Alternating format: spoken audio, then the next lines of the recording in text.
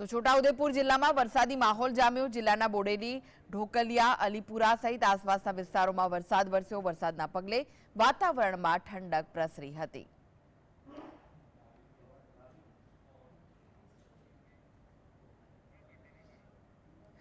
તો બીજી બાજુ પંચમહાલ હાલોલ ખાતે વરસાદી ઝાપટું પડ્યું, જ્યાં હાલોલ પંથકમાં ધીમી ધારે વરસાદ જામેલો। સાંજ બાદ એકાએક વાતાવરણમાં પલટા સાથે વરસાદ વરસ્યો હતો।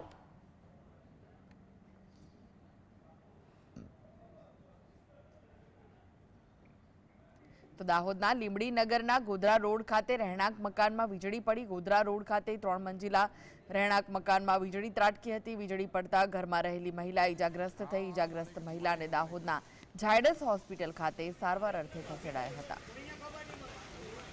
તો સાબરકાંઠા જિલ્લામાં પણ મેઘરાજાની પધરામણી જોવા મળી। હિંમતનગર તાલુકાના ગાંભોઈ સહિતના વિસ્તારોમાં વરસાદ વરસ્યો। ધીમી ધારે વરસાદ થતા વાતાવરણમાં ઠંડક પ્રસરી ગઈ હતી। જોકે વરસાદ શરૂ થતા જ વીજળી ગુલ થઈ, જેના કારણે અંધારપટ છવાયું હતું।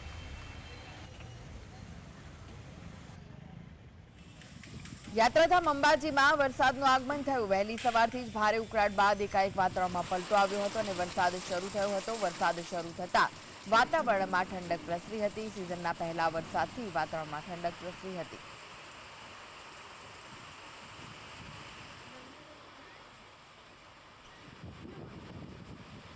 તો ગિરનાર પર્વત પર વાતાવરણમાં પલટો જોવા મળ્યો, જ્યાં સાંજના સમયે ધીમી ધારે વરસાદ વરસ્યો હતો। વરસાદના કારણે ગિરનાર પર્વત પર આહલાદક દ્રશ્યો સર્જાયા હતા।